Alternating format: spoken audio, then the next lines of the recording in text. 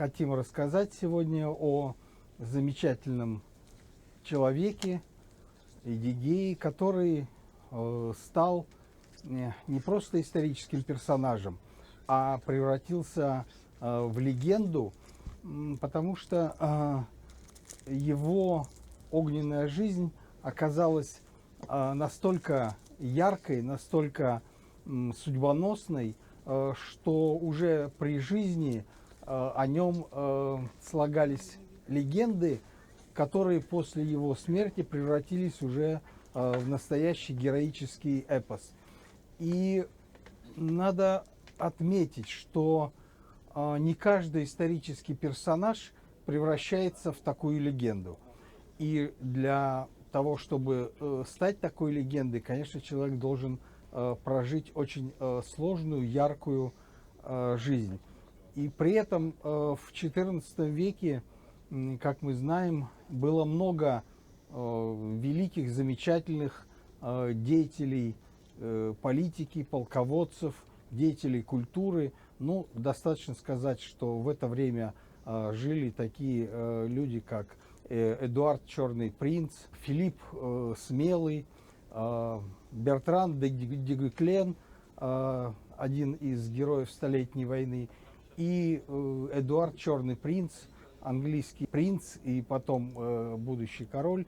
И тем не менее на их фоне Эдигей не затерялся, а можно сказать, что его жизнь – это такой сгусток тех самых проблем, которые существовали в Улусе-Джучи во второй половине XIV, первой, третьей, XV века. Итак, надо сказать, что жизни самого Эдигея мы знаем из довольно большого количества разных источников. Дело в том, что о многих исторических деятелей сведений не так много, о них рассказывается только в одном или двух источниках, и по этим источникам можно восстановить как раз историю жизни того или иного человека. Но мы имеем дело довольно с большим количеством сведений из разносторонних источников. Тут и арабские, и персидские, причем разной направленности. Тут есть и источники из Мамлюкского Египта, и от врагов Эдигея. Есть русские летописи и внелетописные источники.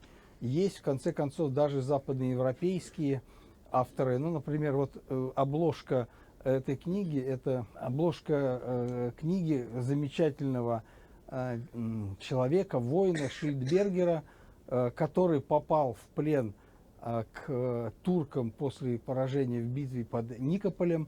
Долго скитался, был в плену то у турок, потом у Тимура, потом попал к Эдигею и сам встречался, разговаривал с ним, а после его смерти вернулся в Германию, где написал очень интересные записки. То есть жизнь Эдигея оказалась рассмотрена с разных точек зрения, и это позволяет нам действительно как-то посмотреть на эту личность с разных сторон. И под стать разнообразию источников и историография, то есть история изучения и осмысления биографии Эдигея. Но здесь я должен остановиться. Дело в том, что если мы будем рассказывать о том, какие перипетии претерпевала осмысление жизни Эдигея, то это нужна еще одна такая лекция. Ну, достаточно просто сказать, что ни один из исторических персонажей не удостоился специального постановления ЦК ВКПБ, как Эдигей, который был специально упомянут в постановлении от 9 августа 1944 года. И он, и его эпос были названы ханско-феодальными и подлежали полному запрету. Но сейчас мы можем уже без таких запретов, рассмотреть его жизнь, ну, во всей сложности и в максимальной полноте, но учитывая хронологические рамки нашей лекции. Итак, само имя Эдигей имеет много разных написаний, и в татарском варианте утвердилось как Идигей. Но на самом деле это не совсем правильно. Дело в том, что само имя Иди с арабского означает священный, святой. Очевидно, что отец Эдигея был человеком довольно набожным, и он всем своим сыновьям давал не какие-то тюркские, а именно такие подчеркнуто мусульманские. Например, брат Эдигея Иса, ну, от Иисуса, то есть тоже кораническое имя. И, ну, под стать ему как раз и имя Иди. А вот это вот Кейгей — это типичная огласовка, характерная для, ну, татарской адаптации иностранных имен. Ну, в русском это превратилось вот как Сашка, Машка там и так далее. То есть вот это вот К — это наследие тюркского языка. Судя по нашим источникам, скорее всего, родился Эдигей где-то в районе современного Мангышлака или в степях Заволжья между Волгой и Аралом. Его отцом был эмир левого крыла Балтынчак. Интересно, что во всех известных нам достоверных источниках имя, с разными вариациями, но произносится именно так. А в эпосе его отцом назван Кутлук Кия. Но здесь есть как раз вот отличие эпического осмысления судьбы героя, персонажа от реальности. То есть только вот этим можно объяснить расхождение, что к тому времени, когда создавался эпос, имя отца забылось, и было назначено новое такое эпическое имя. Ну, так или иначе, он происходил из рода мангытов, и даже в некоторых источниках, хотя более поздних, подчеркивается, что даже из рода Акмангыт, то есть какое-то подразделение этих самых мангытов. Как я уже сказал, скорее всего, семья была довольно набожной, мусульманской, и он тоже, скорее всего, тоже уже с детства был мусульманином. Как и для многих других средневековых государственных деятелей, мы практически ничего не знаем о его детстве. Ну, можно только предположить, что он, как и все знатные татары, учился военному делу прежде всего, хотя, очевидно, умел и читать, и писать. Настоящая его история начинается уже ближе к 70-м годам XIV века, и вся эта эпоха, когда он был юношей и взрослел, пришлась на так называемую замятню, междуусобную войну внутри Улуса Джучи, где правители Кок-Орды, левого крыла, играли важную роль в борьбе с Мамаем, который владел самой западной оконечностью Улуса Джучи, и борьба за ханский престол между этими силами принимала довольно ожесточенный характер, причем периодически кто-то из них захватывал престол в сарае, и бывали случаи, когда этот хан не продержался даже и месяца, и был свергнут и казнен. Но в такое время понятно, что важную роль играли, ну, такие организаторские способности, военный талант. И очевидно, что и мангыты во главе с Балтынчаком, и ну, молодые тогда еще Идигей и его братья тоже принимали участие в этих самых столкновениях. К концу 70-х годов стало ясно, что ну, конфликт сходит на нет, и Мамай практически исчерпал все свои силы и должен был потерпеть поражение. И правители Кокорды, ну, наконец, стали побеждать.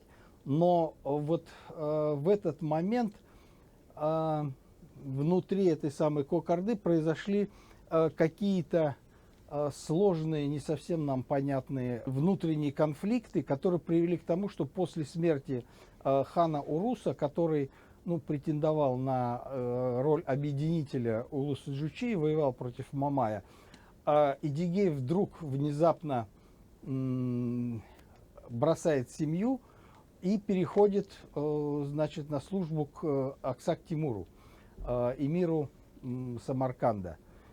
И с этого момента он служит там, и поворотный момент вот в его биографии, очевидно, произошел тогда, когда среди беглецов к Тимуру оказался и один из потомков чингизидов, Токтамыш.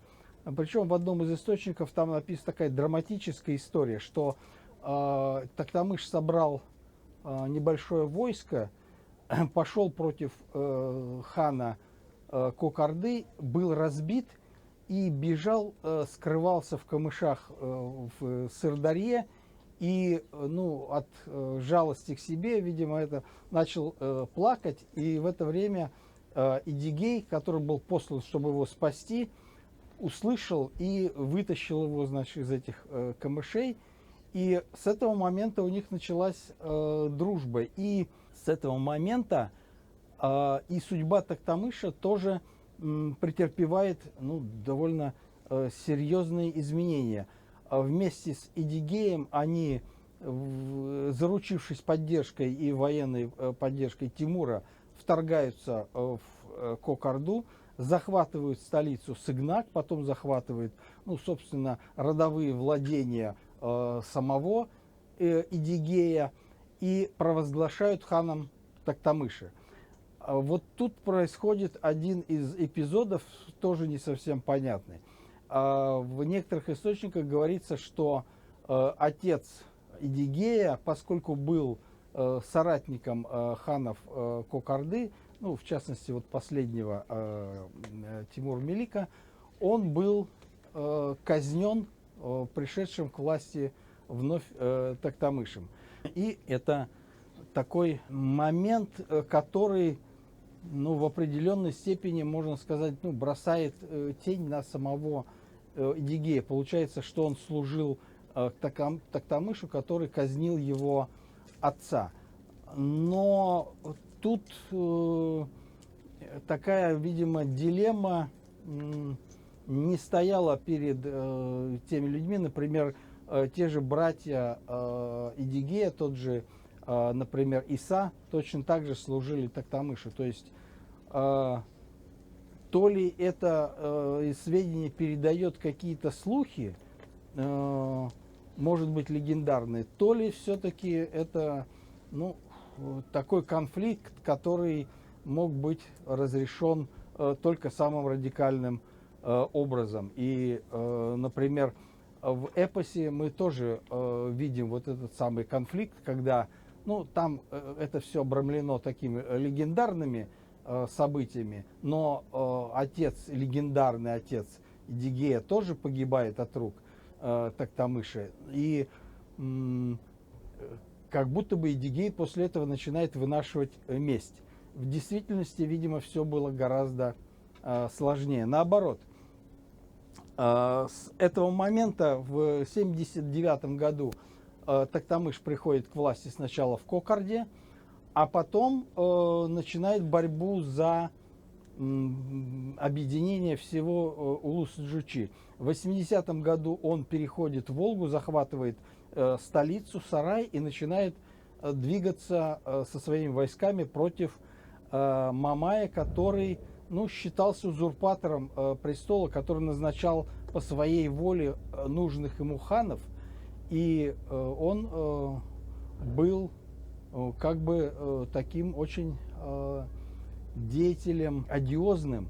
К этому времени, если мы вспомним, он уже потерпел поражение в битве на Куликовом поле и был явно ослаблен. И его военная мощь и его харизма, видимо, потерпели, ну, то же самое упадок. И источники, в том числе русские летописи, пишут, что когда встретились войска Мамая и Токтамыша, битвы не произошло. Просто эмиры, которые служили Мамаю, просто сошли с коней и преклонили колени перед Токтамышем. А Мамай вынужден был бежать в Крым, в город Кафу к генуэзцам, ну, где генуэзцы не хотели ссориться с новым законным ханом и убили его. Ну,